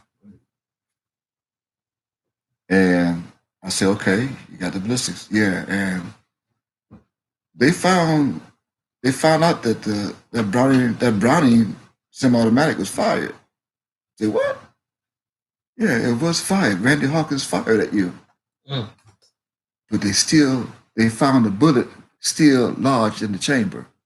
It didn't come out the chamber. He fired it, but the bullet stopped. That means my arm made the bullet jam up in the gun that was pointing at me, like Superman bouncing off of the Man of Steel that never came out the gun. And the sergeant was baffled. He could not believe it. They'd never saw nothing like it before. And by the way, the gun was brand new. There was no need for it to jam up. Your God did that. Yes, sir. He did that. And 2 months later, in October 1979, I met Moses Israel in Brownsville, in Miami, Florida. I met my Yahweh. Only knew him as Moses Israel. And when I saw him, I knew who he was. And then I said to myself, this had to be the man that stopped that bullet, because he is not an ordinary man. And that's the night when he told me who I am. He said, "Are you ready to come back to your God, accept your God, Yahweh, as your God?" I said, before he can say God, I said, yes. Before he can say Yahweh, I was standing up. Yeah. Yes. That's why I drove from Pompano Beach, where my house was, all the way down to Miami, Brownsville, and called in sick. Oh, I snitched on myself now. They're still alive. Oh, he called in sick. We're going to deduct him. Called in sick. And that's when I stood in front of everybody in that auditorium, that meeting place. It was a recreation center in Brownsville. And I stood up, and he looked at the Bible. He looked at me about 3 or 4 times. And he finally looked at me and said, "Here's your name. Your name is Mika. Your name is Mika." He didn't say, "I'm giving you the name Mika." He said, "Your name is Mika. You are Mika. Here's how you spell it." He spelled it. He said, "Here's what your name means. Your name means who is like Yahweh." And everybody in that auditorium said, "Praise Yahweh." Even the children said, "Praise Yahweh." Praise Yahweh. He didn't say your name means who is like God. Your name means who is like Yahweh. That brings me to the next vision of 1992, when Ob came to me and showed me the vision, a whole lot of trees that were down in the park across from where I grew up at, my mother's house. The whole park, nothing but trees on the ground. And I seen houses out of the foundation, missing from the foundation. I saw bodies. And then I realized that Ob was showing me a hurricane, the results of a hurricane. By then, I was a state investigator. Right? So that morning, it was in June, that morning I was disturbed. The first person I called was my mother. I said, "Listen, Ma, you ready for hurricane?" It was June 1992. "You ready for hurricane season?" "What you talking about, boy? No hurricane coming to Miami." "Here we go again." "Ma, get stock up on your hurricane stuff. Get cameras, flashlight, a bad one coming this way." The hurricane comes away. If a bad one come, I go to your sister's house. Wouldn't listen. I went to work. First persons I spoke to was the secretary's office. State building. State investigator. I said, listen, I call each one by the name. I said, listen, you ain't got to hear us. Listen to me, but I'm going to tell you something. If you're not ready for hurricane season this year, get ready. A bad one coming this way. Oh, Charles, ain't nothing coming this way. We ain't had no hurricane for years. I pulled one who had more sense than the other two. It was three of them. I said, listen what I'm saying. Get ready for a bad storm coming this way. Get ready. A bad one coming. Wouldn't listen. I told my partner who I shared office with, I said, listen, Stewart, a bad storm coming. Get ready. I saw it. It's going to be bad. Yeah, all right, Charlie. No one would listen. Nobody. I called all my siblings. Get ready. A bad one coming. Wouldn't listen. I gave up. And wouldn't you know, 2 months later in August of 1992, a hurricane was formed in the Caribbean. They named it Andrew. It was the biggest thing I ever saw of that lifetime on the screen of the radar. It was huge. I said, this is the one I saw. I don't have to tell you the rest of the story. You know what Andrew did. And all those that didn't listen, they were at my house in the aftermath of Andrew cooking breakfast. I was the only one who had power, electrical power, because I lived in Miami Lakes at the time. And they had the cable system, the FPL had cable underground, so we didn't lose any poles. I had lights, I had power. Everybody was cooking breakfast in my kitchen. I said, I told y'all, now y'all want to come to my house eating. You didn't want to listen. Now you're my refrigerator rating to get out of here. Include my mother. She was there. And that's when I went to go see, on Tuesday, September 15th, I went to go see my op as they had him in custody at the Turner Guilford Knight Correctional Institute. That's the last face-to-face. And during that 40-minute interview that we had, that 40-minute conversation, face-to-face, and I showed my badge, he gave me a shield to be able to come and see him. I can go anywhere that I want to the state of Florida. In the United States, actually, with that shield, I can go any place I want to see an inmate. He gave me that power, and I took my shield and showed it to the front window. I want to see Yahweh ben Yahweh.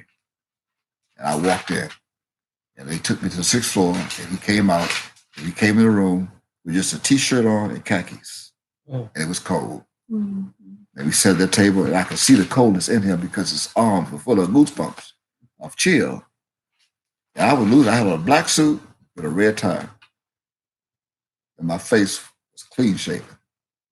Incognito, Mika. They only knew me as Charles. And for 40 minutes, he told me what he wanted to tell me and what I was to do. And then he revealed to me at the same time how many people really killed in Andrew. He said, son, don't believe the news media, because I got first-hand information from someone who's putting the bodies on the refrigerator trucks like they're doing right now in New York with the coronavirus. They're putting bodies on the refrigerators in New York, refrigerator trucks. Mm-hmm. People are dying. He said there were over 5,000 people that were killed in Andrew. I said, wow. They told us 78. That's what they're doing now on television. Mm-hmm. If you listen to me, you're going to die. But if you hear me, you have a chance to live forever. And after a while, he started talking. I see the goosebumps. I started to take my jacket off to give it to him. I know he was cold. He said, no, son, don't do that. Don't take off your jacket. Leave it on. Because, see, I lost it. And I'm a professional. I knew better. Had I taken my jacket off and give it to him, I would have been giving him paraphernalia. I would have been giving him something and give it to him. And then I would be in the jail with him. Mm-hmm. They would arrest me. He was thinking, well, he's God. He give out thoughts. He create thoughts. I was only thinking about how much I'll harm him. I can't dwell on this too long because you know I'll lose it. So I'm going to move on. Yes, sir. Right? Yes, sir.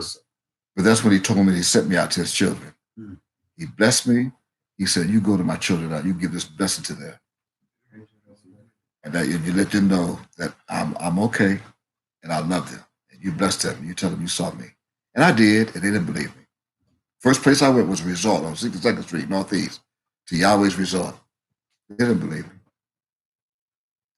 Even to this day, they don't. But I don't care. I know one thing, I'll be insane out of my mind for me to lie on Yahweh. Don't you think so? Oh, yeah. I must be out of my mind, lunatic and crazy to lie and to make up a story like that, to lie on God, knowing that the minute I walk out, a brick or lightning will fall on me and kill me, right? Praise the Lord. That's a great way of putting Anyway, I kept having these visions. Even when I went to the Bahamas, Art kept showing me this house of my cousins. it. Yeah. As I was relaxing in the Bahamas with my own business, he kept showing me this house of my cousin that she owned, that she was deceased. 928 was the house number. He kept showing me his house. I had dreams from time to time, vision that I'm in this house. And I wasn't even thinking about the house. But he kept showing it to me. Next thing I know, when I came back to the United States, as he called for me in January of 2007, I found myself and my family in that house that was vacant for months. No one occupied it. I got a hold of my cousin, and he let us stay in the house for a reasonable rent. In the same house that he was showing me the vision, I found myself in that house. That's it, even till 2012. And it was then, in 2013, that I wrote Barack Obama. In 2013, I told him to let my people go. If you don't, I'm going to send a plague from Africa to this country. The name of that plague was called Ebola. Praise the Lord. Praise the Lord. Someone turn to Exodus chapter 23. Read verses 21 and 22, please. This is another vision. Exodus chapter 23, verses 21 and 22. Read that, but you got to read loud. You're sitting over there at the round table, you got to read loud because the microphone's over here. Beware of him. Verse 20, 21. 21. Exodus 21. That's 21? 20. Read verse 20. 20? 20. Start at verse 20, please. Yes, my Lord. Uh-huh. Behold, I Yes. send an angel before thee to keep thee in the way and to bring thee into the place which I have prepared. Mm-hmm. Beware of him and obey his voice. Provoke him not, for he will not pardon your transgressions. For my name is in him. Uh-huh. But if thou shalt indeed obey his voice and do all that I speak, then I will be an enemy unto thy enemies, Mm-hmm. and an adversary unto thine adversaries. For Great. my angel shall go before thee, Uh-huh. and bring thee in unto the Amorites and the Hittites, Uh-huh. and the Perizzites and the Canaanites, the Verse- Hivites and the Jebusites. 23. I Okay. will cut them off. 22 is enough.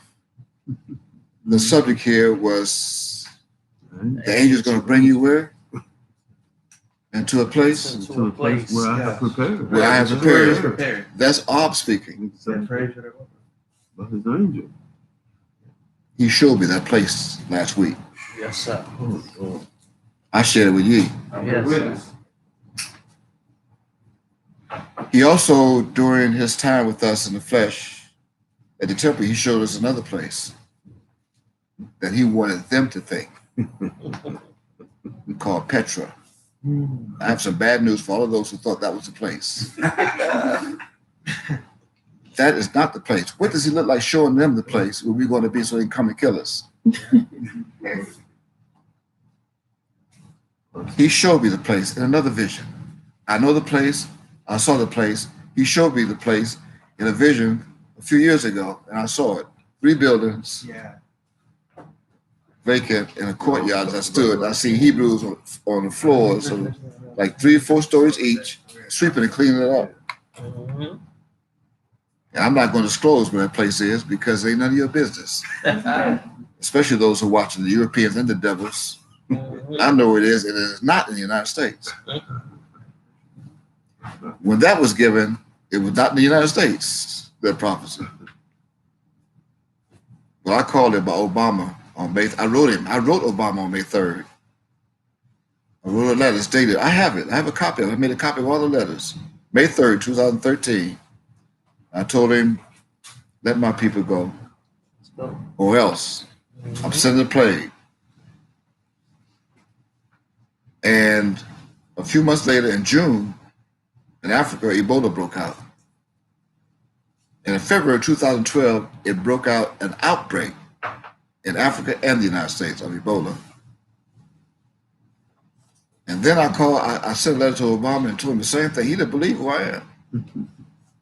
I wrote him again in May of 2015. I said, if you don't let my people go, I'm going to send another plague to this country. I'm going to call for another one. They named that the Zika mosquito. Over the next month, in June of 2015, the first case was reported right here in Miami-Dade County, Florida. That Zika mosquito flew from Brazil and landed right here in Winchester. Where was it? Winchester? Wynwood in Miami. And that mosquito bit someone, and they took it all over the country, the plague. In 2016, in January, I told this whole Facebook world that Donald John Trump would be the next president of the United States. Sure did. I have witnesses here who saw me do that. I told him he'd be the next president. I even told him who he is. Sure did. And on January the 20th, 2017, Donald John Trump became the president after Barack Obama. Last year, I kept telling people something terrible was coming to prepare. Come to Miami. If you don't, you're going to be stopped at the state lines. They're going to be blocking it. It's going to be some terrible times. And I think it's safe to say that right now, people are being stopped at the Florida line, state line, not being allowed to come in without going to quarantine or being turned around to go back where you came from. Someone turn to Revelation chapter, actually go to Zechariah chapter 13, read verses 8 and 9, please. Actually, someone go there, and since someone go first to Deuteronomy chapter 18, there's a reason why he wanted me to share my testimonies and visions with you tonight. Exactly. To set the record straight, you fools. Go to Deuteronomy chapter 18, someone read beginning at verse 15. Nice and loud. To set the record straight. And after this, I don't care who listen or who hear. Those who trust me and those who trust in me, I don't care. Doesn't matter to me. I'm not here for them anyway. I'm here for those who are the elect whose souls were preserved for the day. Deuteronomy chapter 18, read beginning at verse 15, please. Yod-Heh-Wav-Heh, thy God, will raise up unto thee a prophet from the midst of thee, of thy brethren, like unto me. Unto him ye shall hearken. That was Moses speaking, wasn't it? Yes, sir. Moses, Israel. Jeremiah 15, 16. He came as Moses, Yes, the mighty God. Right. And what else it says? According to all that thou desirest of Yod-Heh-Wav-Heh, thy God, in Horeb, in the day of the assembly, saying, let me not hear again the voice of Yod-Heh-Wav-Heh, my God, neither let me see this great fire anymore. They were terrified of Yod-Heh-Wav-Heh. I mean, I think he got their attention. Yes. What else it says? That I die not. Right, they don't want to die. Read on, please. And Yod-Heh-Wav-Heh said unto me, they have well spoken that which they have spoken. Yes, read on. I will raise them up a prophet from among their brethren. That's who's speaking now? Yod-Heh-Wav-Heh. So suddenly it went from Moses, Israel, to Yod-Heh-Wav-Heh. Just like that. Even like today. Yes, but opposed to just like that, he took months before he revealed himself. Read on, what else? Like unto thee, and will put my words in his mouth. Really? And what else? And he shall speak unto them all that I shall command him. Do you have a witness? Do I have a witness? Yes. Read on. And it shall come to pass. What? That whosoever will not hearken unto my words, Yes. which he shall speak in my name, In my name. Yes. I will require it of him. Read on. Read this last verse. Yes. But the prophet, What? Yes. which shall presume to speak a word in my name, What? which I have not commanded him to speak, What's going to happen to him? or that shall speak in the name of other gods, Yes. even that prophet shall die. Might die? Shall. Read the next verse, please. And if thou say in thy heart, how shall we know the word which Yod-Heh-Wav-Heh has not How will we spoken? know what Yod-Heh has not spoken? How? Read. When a prophet speaketh in the name of Yod-Heh-Wav-Heh, if the thing follow not, Right. nor come to pass, Right. that is the thing which Yod-Heh-Wav-Heh have not spoken, Right. but the prophet have spoken it presumptuously, Right. thou shalt not be afraid of him. Don't have to be. End quote. Praise for that woman. That's why he wanted me to share with you from the age of 3 to even right now this year, everything I said that he told me to say comes to pass. Even peace, even shalom. Yes, sir. Go to Jeremiah chapter 28, read verse 9, please, as we get ready to close. Jeremiah chapter 28 and read verse 9. Even as I say shalom, and even I say no shalom, right? That's right. But I am shalom. That's Micah right. chapter 5, verse 5. I'm the man shalom. Make a note of that. Micah chapter 5, verse 5. But read Jeremiah chapter 28, verse 9, please. The prophet which prophesies of peace, when the word of the prophet shall come to pass, Yeah. then shall the prophet be known that Yod-Heh-Wav-Heh hath truly sent him. Good. Gracious. Praise Praise the Lord. I think it's safe to say that that meeting that we had that Tuesday in September of 1992, when he sent me, fulfilled prophecy, Yes, it did. right? And now tonight, I'm also warning you that you must turn from your wicked ways and come to Miami or Florida. If not, read Zechariah chapter 13, verse 8 and 9. And then we'll close it up by Second Chronicles chapter 7, verse 14. First read, actually, 3 more, short. Revelation chapter 1. Gotta read Revelation chapter 1, verse 1, 2, and 3. And I like how these angels are reading nice and loud, so no one can say, I didn't hear what was said. Right. They're only listening. Revelation chapter 1, verse 1, 2, and 3, please. Don't stop, keep going. The revelation of Mem Yokaf Yod-Heh-Wav-Heh, Uh-huh. Christ, which Yod-Heh-Wav-Heh gave unto him, To to what? shew unto his servants things which must shortly come to pass. And I've done that. Yes, sir. Read on. And he sent and signified it by his angel unto his servant Yochanan, Read verse 2, please. who bear record of the word of Yod-Heh-Wav-Heh, and of the testimony of Mem Yokaf Yod-Heh-Wav-Heh, and of all things that he saw. Read on. Blessed is he that readeth, and they that hear the words Those of that do this, what? that hear, Not listen? hear Here. The word of what? of this prophecy, Right. and keep those things which are written therein. The key is to keep it. Don't just hear it, you got to keep it. Why? For the time is at hand. Right now. See, that would have to be read at the time was at hand, which is right now, for you to comprehend it. And now you're at that time. Yes, sir. Now look what time it is. Read Zechariah chapter 13 now, verse 8 and 9. Somebody should already have that. Yes. Would you read that, please? That's Kabbalah. Read that, please. Zechariah chapter 13, verse 8 and 9. Quote, Uh-huh. and it shall come to pass That what? that in all the land, saith the Lord Yod-Heh-Wav-Heh, 2 parts therein shall be cut off and die, but the third shall be left therein. Read verse 9, please. And I will bring the third part through the fire, Yes. and will refine them as silver is refined, and will try them as gold is tried.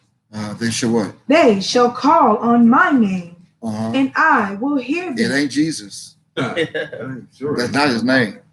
It ain't Jehovah. Would you believe his name is not even Yahweh? No, we know. His name is not Yahweh. Yeah. Read on. I will say, What? it is my people. Right. And they shall say, the Lord Yodewape is my God. Now you can go ahead if you want. I'm talking to you online, live stream, YouTube. Call on your Jesus. Go right ahead. I was at Walmart the other day and I overheard sisters on the phone talking to someone said, it's all right, we'll be all right in the blood of Jesus. Uh-huh. And it's because of him that is here. That's right. Worship these false gods. Call on your Jesus. See if he can fight through my plagues. That means those who call on the name of the God of Hebrew shall be saved. Praise Yodewape. Yes, Right. sir. Praise the Lord. That's what it say. And I go to 2 Chronicles chapter 7, read verse 14 as we get ready to say good night. 2 Chronicles chapter 7, verse 14. This is a special message to all my people. Yes. Read that again, please. Kabaya again. 2 Chronicles chapter 7, verse 14. What? Look at the first word that says what? If. What? My people, My people. Uh-huh. which are called by my name, Should do what? shall humble themselves Uh-huh. and pray and seek my face Uh-huh. and turn from their wicked ways. What's going to happen? Then will I hear from heaven. Wait. He will listen from heaven? Hear From heaven. And will do what? and will forgive their sin and will heal their land. Praise the Lord. Praise. That's a promise. And I guarantee you that your God, as he told me to say, he says so himself, do not trust him.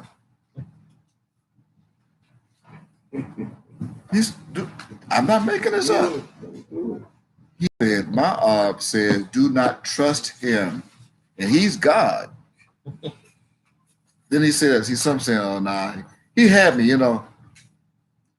I was all right until he said that. Now, you know, I'm going to trust God. That's what the United States do. They do that. In God we trust. But they missed the first word, which is what? In God we trust. Because my op says, don't trust him. Now, let's prove it. Go to Proverbs, read chapter 3, verse, what, 5? Read verse, chapter 3, Proverbs, chapter 3, verse 5. 33. Huh? 33. Proverbs chapter 3. You read this morning, didn't you? Yes, yes. What's it say? Chapter 3 and verse 5. What's it Trust say? in Yod Wait. Now take your time. Read that one. Read what? Trust what? Trust in Yod No, get the key word. Don't leave that word out. Trust what? In. Trust in Yod-Heh-Wav-Heh. You got to make an emphasis on that. Trust in Yod-Heh-Wav-Heh. With what? All thine heart. Right. And do what? And lean not unto thy own understanding. Torah. Even your God said, even Solomon said, trust in Yod-Heh-Wav-Heh with all thy heart. Don't trust him. Trust in him, because what? What's in him? See, ye are in him. Your soul is in him because it belongs to him. His soul is in him, and in him is God that can save anybody. Right. Right? Well, we're going to thank those who joined us tonight, and those even at the round table, those on live stream on YouTube. Actually, we are on live stream on YouTube and on Facebook. But on YouTube and maybe even on Facebook, they're going to be watching the recording. But we want to say, Toda, thank you for joining us. And if it is our God's will, we'll be here next Wednesday. And make sure you comprehend this. I believe it was yesterday. Yesterday, I promised those who are here with me in Miami in the house, I said by Friday, this country will reach over 5,000 people that's going to die of this virus, AKA plague. I stand corrected and I apologize. It's not going to be by Friday, Saturday. by Thursday. Already out there. It's already there. They're not counting them. We're already at 4,300. This Wednesday night, I just getting word that it's already at 4,300. That's reported. It's reported. Right? Yeah. And we have another 36 or so hours to go before we get to Friday. It's going to be well over 5,000 people, and that's going to be the worst in history of a plague outside of Egypt. All right? Anyway, we're going to say thank you. Toda, we're going to go to our editorial on our teleconference line for a short time. If you'd like to join us, you can do so. That number is 831-221-6177. Again, 831. We have an address that you can call us. You can write to us if you like. Again, that number to join us in our editorial, if you have a question or a testimony you'd like to share, is 831-221-6177. You can call in and ask the question, and we will accommodate you with your question, or if you have a testimony, you can share it for a brief minute. We have some people visiting with us here. They have to get out. We don't want to cause any trouble. Law enforcement here, they have a so-called curfew going on. Right. Anyway, if you care to write to us, then you can do so. If you'd like to help us for housing, we have people coming down. If you'd like to help us with housing, then do so. You can write to us and send a donation to the Central Lodge of Miami, P.O. Box 472072, Miami, Florida, 33247. Again, that's the Central Lodge of Miami, P.O. Box 472072, Miami, Florida, 33247. If you send a money order, do not fill in, pay to the order of. We are not registering ourselves with this government. We do not want to be a part, and we are not a part of this government.